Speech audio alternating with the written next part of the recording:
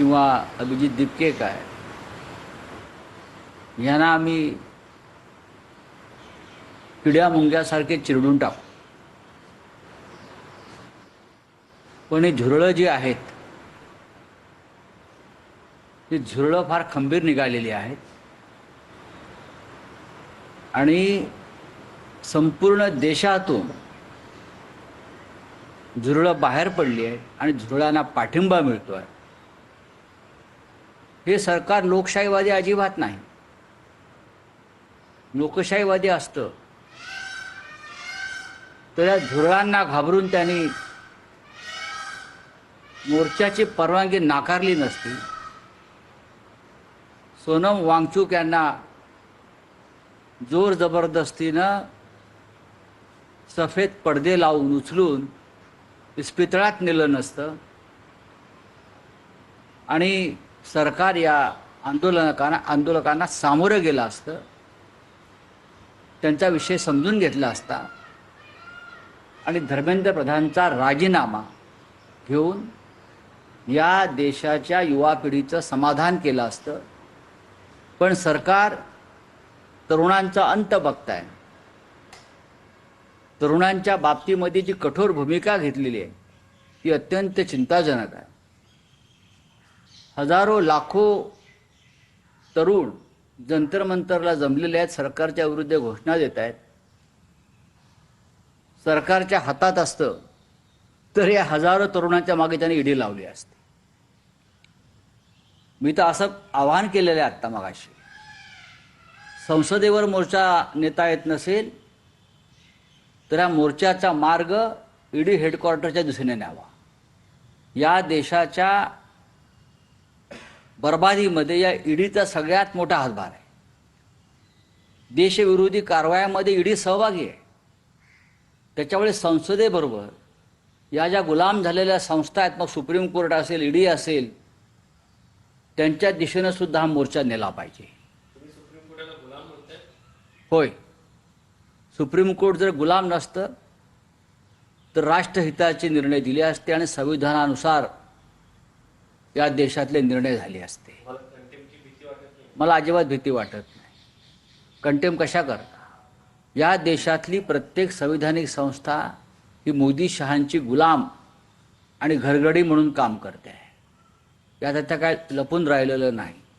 तसं असतं तर जर सोनम वांगचुक यांच्या उपोषणाची दखल घेऊन त्यांना इस्पितळात घेऊन जा हे जर सांगू शकतात सुप्रीम कोर्टचे किंवा हायकोर्टाचे लोक, तर मग सरकारलाही ते निर्देश देऊ शकतात, या मुलांचं म्हणणं ऐकून घ्या आणि त्यांचं समाधान करा आणि मग हे उपोषण सोडतील.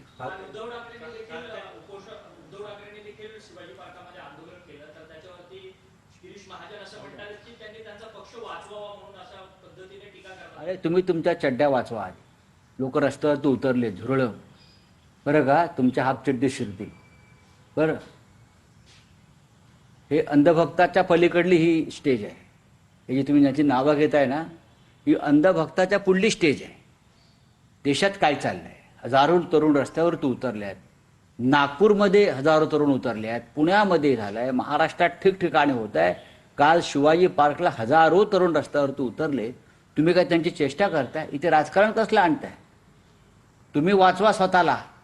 लोक रस्त्यावर तुम्हाला कपडे काढून मारतील अशा प्रकारचं वातावरण या महाराष्ट्रात आणि देशात सुरू आहे. मिस्टर गिरीश महाजन सगळ्यात करप्ट माणूस या महाराष्ट्रातला, सगळ्यात करप्ट, आणि झुरळं त्याच्या मागे आता लागणार आहेत.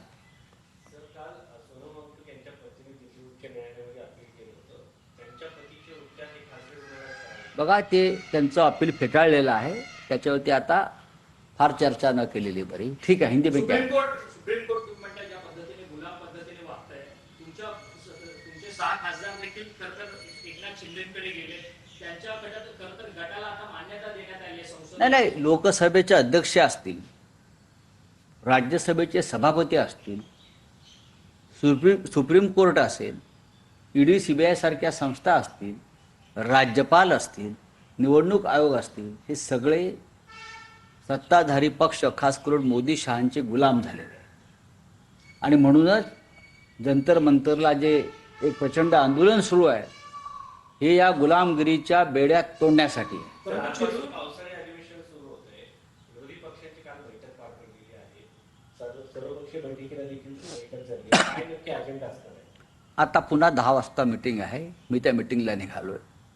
ती मीटिंग संपल्यावरती आम्ही निर्णय घेऊ जंतर मंतरवर जाण्याचा. काल ऑल पार्टी मीटिंग संपली त्याच्यानंतर सुप्रिया सुळे ज्यावेळेस बाहेर पडला त्यावेळेस त्यांनी राजनाथ सिंगांच्या पाया पडल्या. खरं तर सातत्याने राष्ट्रवादी काँग्रेस शरदचंद्र पवारांच्या पक्षाचा डिलिमिटेशनवरचा स्टँड जो आहे तो कुठेतरी धुसर होताना पाहायला मिळतोय का? गेल्या आणि मला असं आहे की हा त्यांची पक्षाची भूमिका असेल वाकण्याची, आमची नाही. बोलिए. सर, संसद मार्च जो है पुलिस दिल्ली पुलिस अलाउ नहीं करेगी, हर जगह बैरिकेडिंग कर रखी है, किस तरीके से देखते हैं आप? पुलिस सरकार खास करके प्रधानमंत्री और गृह मंत्री जी 56 इंच की सीना वाले लोग ये बच्चों से डर गए हैं. ये बच्चों से पूरी तरह से डर गए हैं, हताश. उनको समझ में नहीं आया कि क्या होने जा रहा है और क्या होगा और आगे क्या होने वाला है. ये जो कॉकरेज जनता पार्टी है उनको लगा कीड़े मकोड़े की तरह हम उनको ख़त्म कर देंगे, लेकिन नहीं. ये कॉकरोच जंतर मंतर पर हजारों की लाखों की तादाद में आज है. पूरे देश में बड़े बड़े शहरों में इस आंदोलन का समर्थन हो रहा है. कल मुंबई में सबसे बड़ा आंदोलन हो गया शिवाजी पार्क में. उद्धव ठाकरे जी, आदित्य ठाकरे जी, हम सब लोग हजारों लोग थे, बच्चे थे, स्टूडेंट थे. पुणे में हो गया, महाराष्ट्र में, नागपुर में हो गया है. हाँ, और हर जगह पर हो रहा है. आप क्या करोगे? आप इतने जो लाखों लोग बाहर आ रहे हैं उनके ऊपर आप ईडी लगाओगे या सीबीआई पीछे, उनके पीछे सीबीआई लगाओगे? अगर सरकार के हाथ में होता तो जंतर मंतर पर बैठे हुए हर व्यक्ति के अगेंस्ट वो ईडी की कार्रवाई करे, लेकिन अब मुमकिन नहीं है. मैं तो ये कहूँगा अगर संसद मार्ग के ऊपर हमको मोर्चा की परमिशन नहीं मिल रही है तो ये ईडी हेडक्वार्टर और सुप्रीम कोर्ट की तरफ ये मोर्चा जाना चाहिए. ये दोनों संस्थाओं ने देश का बहुत बड़ा नुकसान किया है. हाँ, राष्ट्र का नुकसान किया है. सर, दिल्ली हाईकोर्ट ने तो ये बोला है कि आर्बिट्रेरली नहीं उठाया गया है और नहीं, ठीक है. आप न्यायालय की बात न्यायालय के पास रहने दो.